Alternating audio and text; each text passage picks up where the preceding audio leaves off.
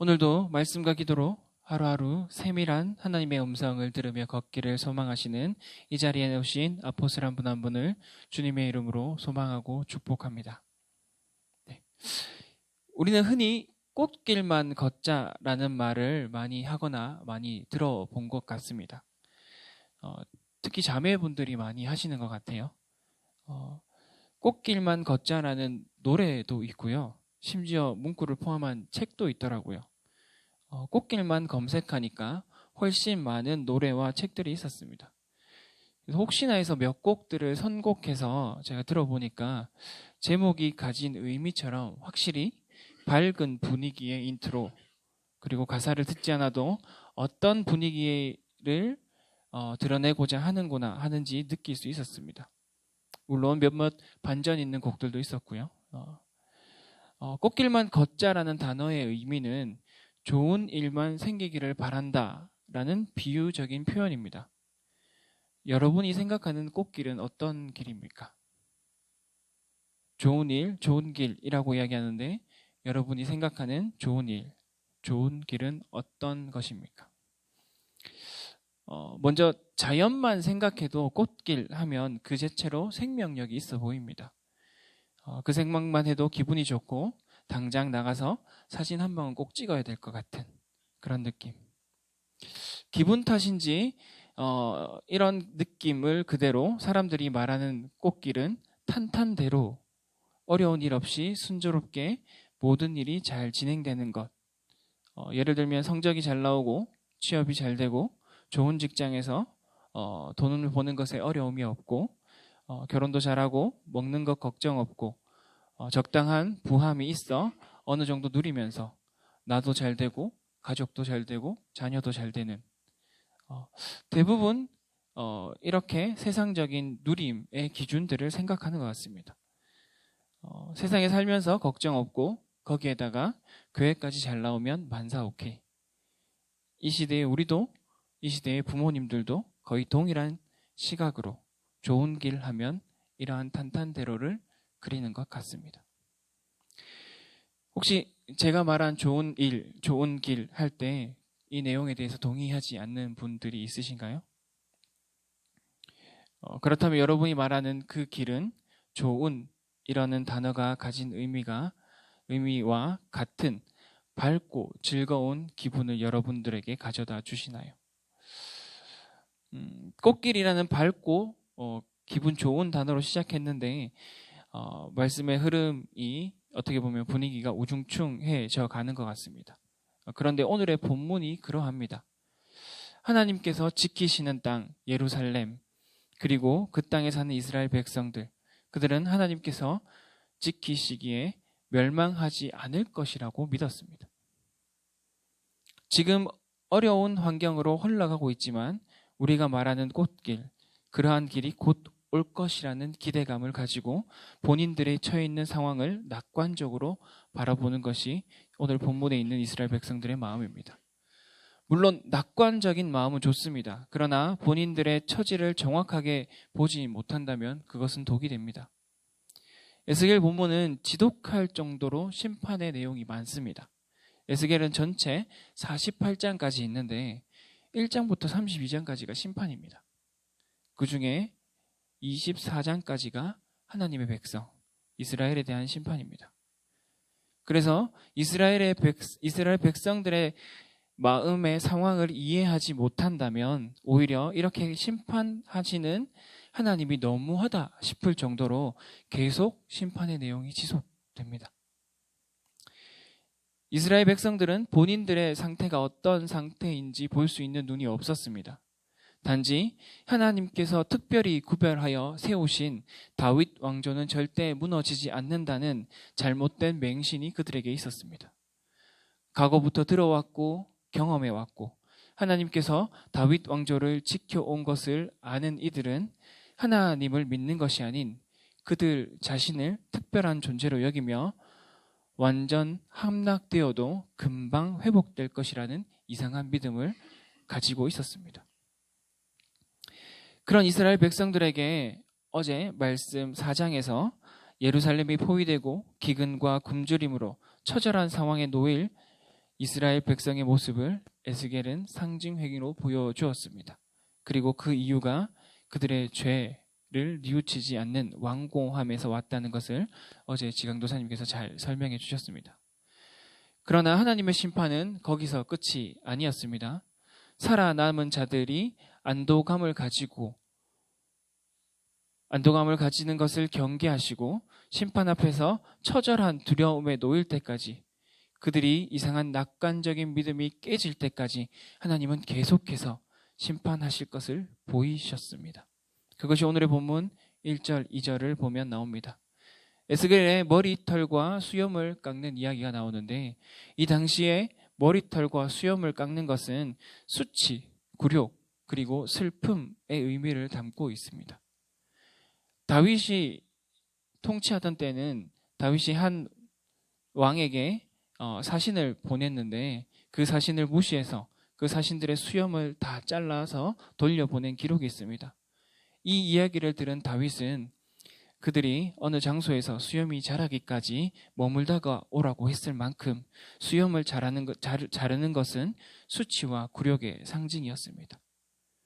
지금 이스라엘이 그러한 상황에 몰리게 된 것입니다. 그뿐 아니라 3분의 1은 불살라지고 3분의 1은 칼에, 3분의 1은 바람에 흩어지는데 그 또한 칼에 멸하게 되는 것을 이야기하고 있습니다.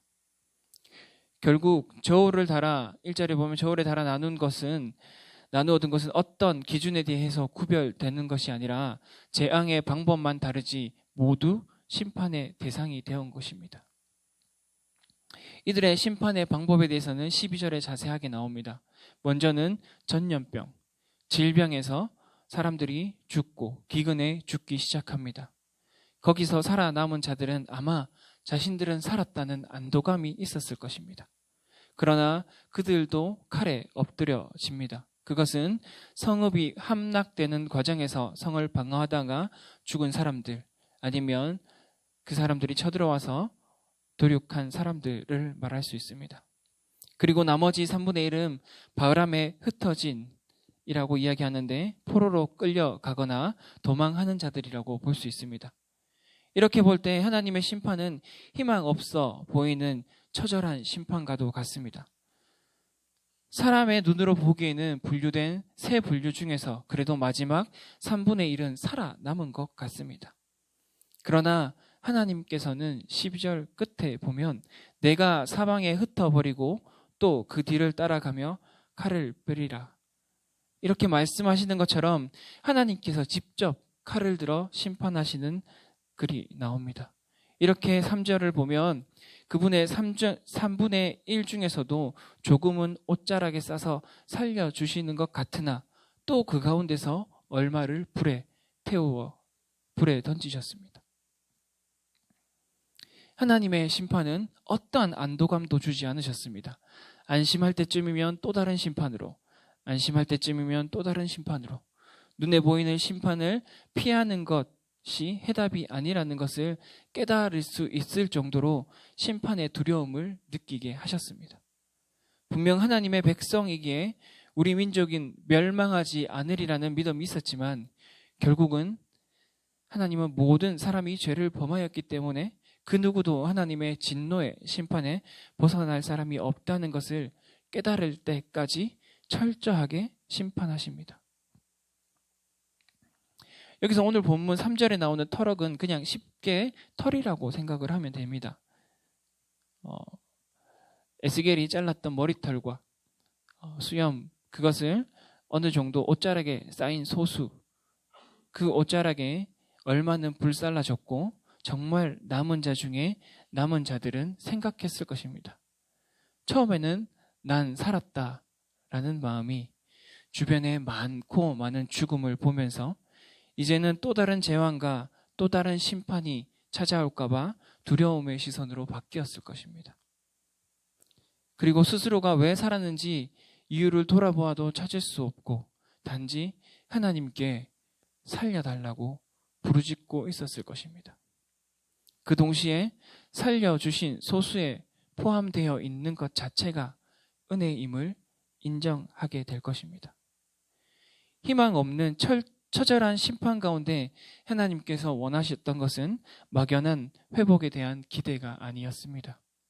말씀 앞에서 자신들의 모습을 돌아보고 돌이키는 것이었습니다.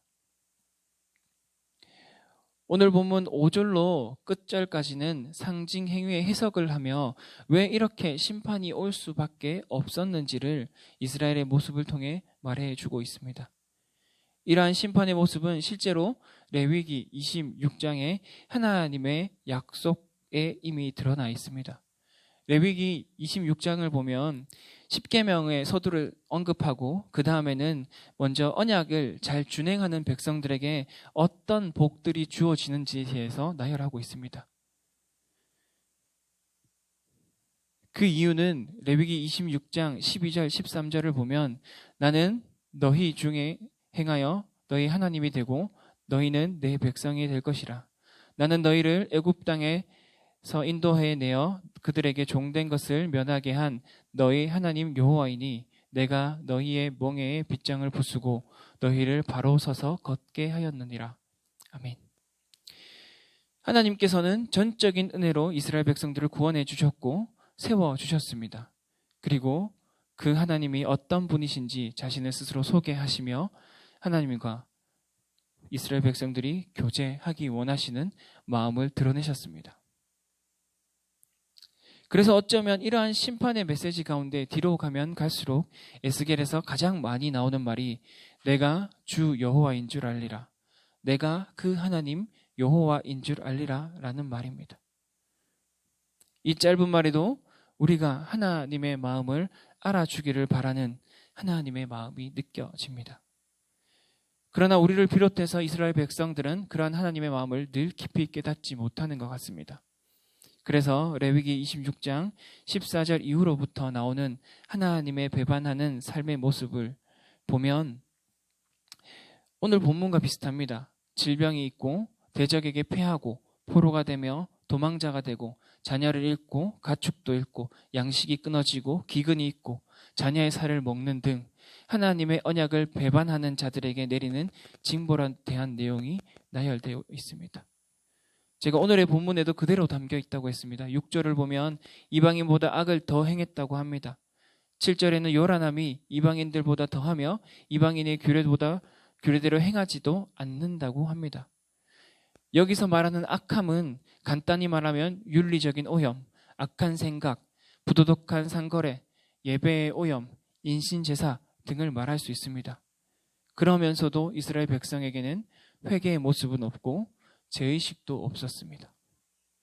회개의 모습이 없고 죄의식도 없는 것이 이들의 모습이었습니다. 그래도 이방인들은 자신들이 세워놓은 이방신들에게 열심 있는 행동이 있었는데 이스라엘 백성들은 그조차도 버리고 11절에 보면 내 성소를 더럽혔은즉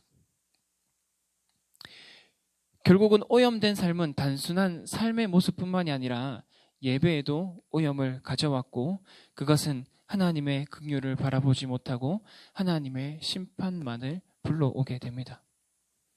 그 심판은 우리가 레위기에서 보았던 것처럼 16절 후를 보면 간단하게 정리하면 기근과 굶주림, 질병과 살육, 가축을 잃고 내가 의지하는 양식도 잃고 내가 의지하는 모든 것을 잃게 되는 모습으로 흘러갑니다. 그러면 우리는 이렇게 질문을 하게 됩니다. 그래도 하나님의 사람인데 믿음의 사람인데 말씀대로 못 살았다고 해서 이렇게 심각하게 심판하시고 어려움을 겪게 하시면 주변에 믿지 않는 자들이 하나님의 이름을 수치와 비웃음거리로 여기는 것이 아닐까 하는 질문이 생길 수 있는 것 같습니다. 그러나 하나님의 이름은 언제나 수치와 조롱, 모욕거리가 되지 않으십니다. 하나님은 하나님이십니다. 15절에 보면 내 노와 분과 중한 책망으로 내게 벌을 내린즉 너를 둘러싸고 있는 이방인들에게 내가 수치와 조롱거리가 되고 두려움과 경고가 되리라. 나 여호와의 말이니라. 아멘. 하나님의 심판과 하나님의 징벌은 내가 수치와 조롱거리가 된다고 합니다. 하나님이 수치와 조롱거리가 되는 것이 아니라 내가 수치와 조롱거리가 된다고 합니다.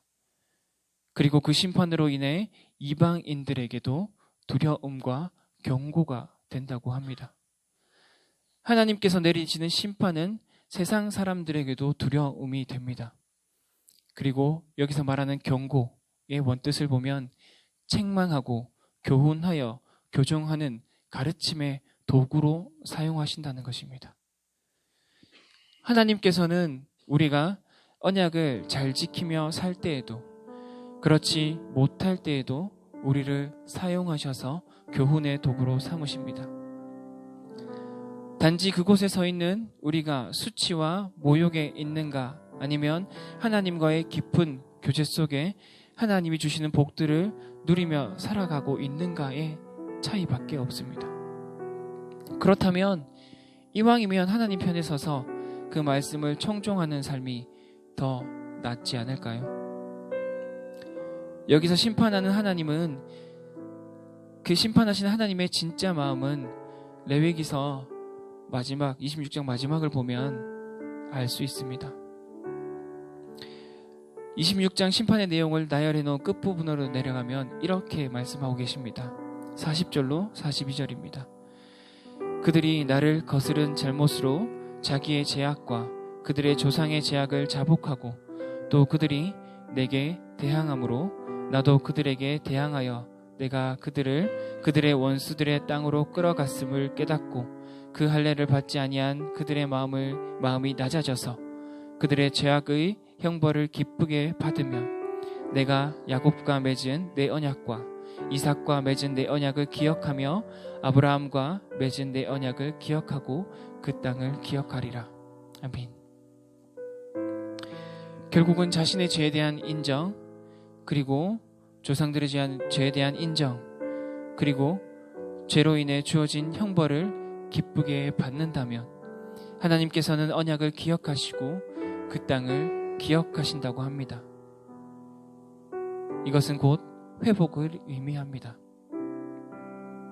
우리는 분명 복음 앞에 서서 죄에 대해 인정하고 돌이킨 기억이 있습니다.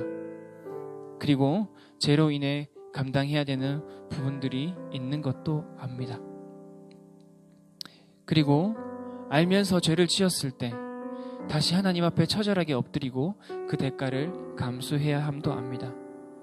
물론 예수님께서는 모든 죄의 책임을 지시고 우리의 죽을 수밖에 없는 우리의 목숨값을 지불해 주셨습니다. 그렇게 우리는 오히려 더 죄에 대한 민감성을 가지고 살아야 합니다.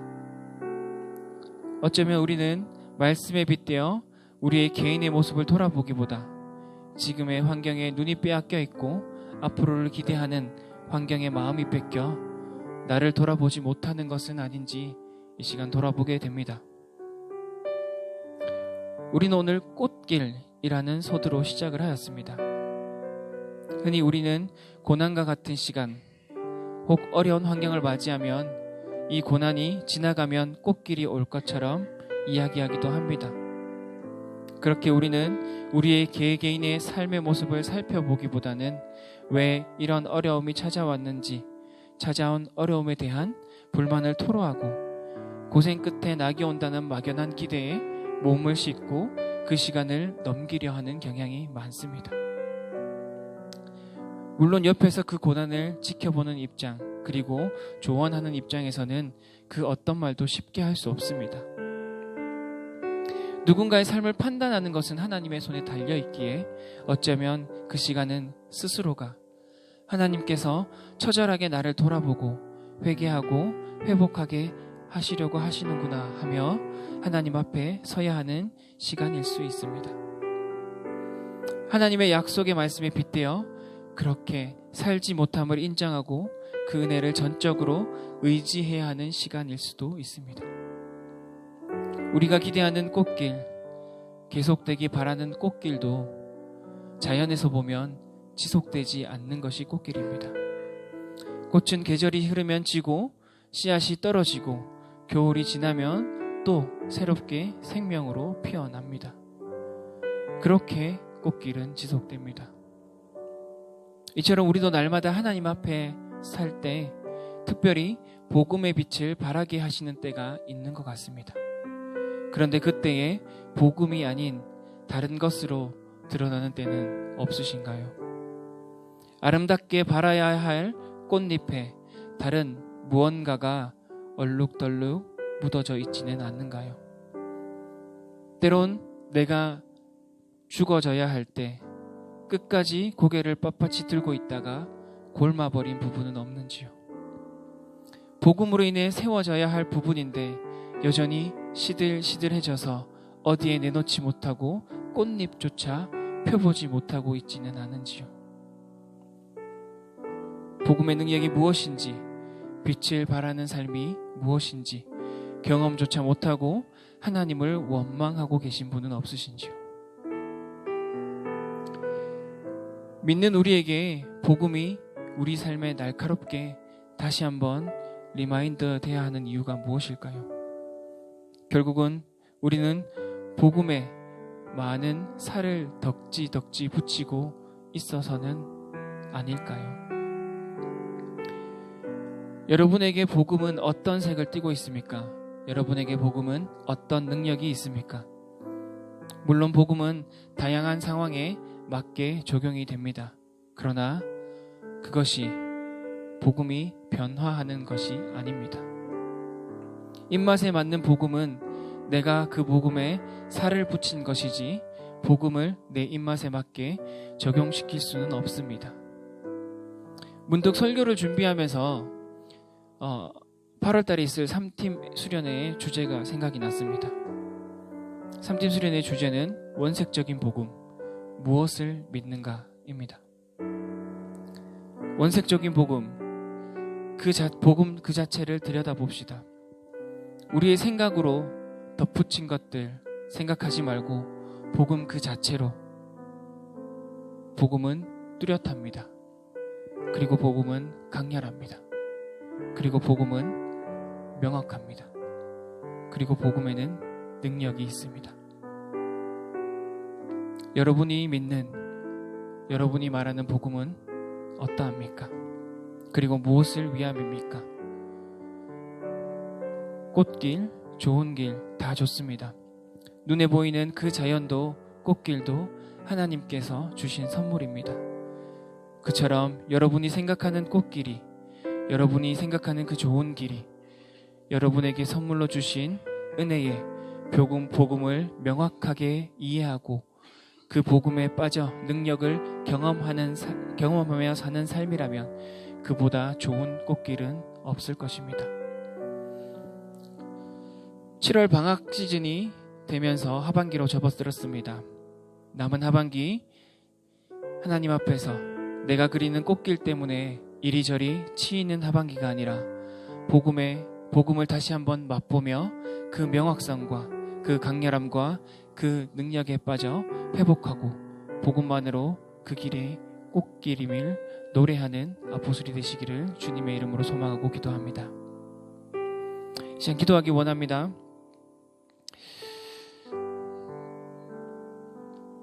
세상에는 많은 사람들이 복음의 무언가를 잡고 입힙니다. 하나님의 의가 나타나는 복음은 그 하나로만으로도 충분한데 복음을 위해 참 많은 살을 입혀 소개함으로 어쩌면 우리가 복음을 오해하게 한 것 같기도 합니다. 그리고 저도 복음만으로 만족하지 못하고 계속 무언가가 채우고 입히고 살을 붙이는 모습을 발견합니다. 때로는 복음이 어디 갔는지 복음을 위해 덧붙인 설명이 복음을 가릴 때도 있는 것 같습니다. 때로는 환경만 바라보고 있을 때도 많음을 고백합니다. 하나님, 복음의 명확성과 강렬함과 그 능력이 우리의 부족한 삶 가운데 깊이 깨달아지는 시간들이 되게 하여 주시옵소서라고 기도했으면 좋겠습니다. 그렇게 깊은 깨달음 속에 하나님 앞에 처절하게 엎드림 속에 복음의 능력을 맛보게 하여 주시옵소서. 혹 이미 겪었음에도 세상과 타협하여 그 모습을 잃었다면 그 복음만으로 회복되며 능력이 일어나는 삶을 다시 한번 겪으며 살아갈 수 있도록 인도하여 주시옵소서. 혹 답답한 분들이 있으시다면 복음의 은혜, 그 강렬한 맛, 그 강렬함을 맛보며 살게 해달라고 그 한 가지만을 가지고 이 시간 기도하길 원합니다. 기도하시겠습니다. 하나님 아버지, 시간 기도하며 나아갑니다.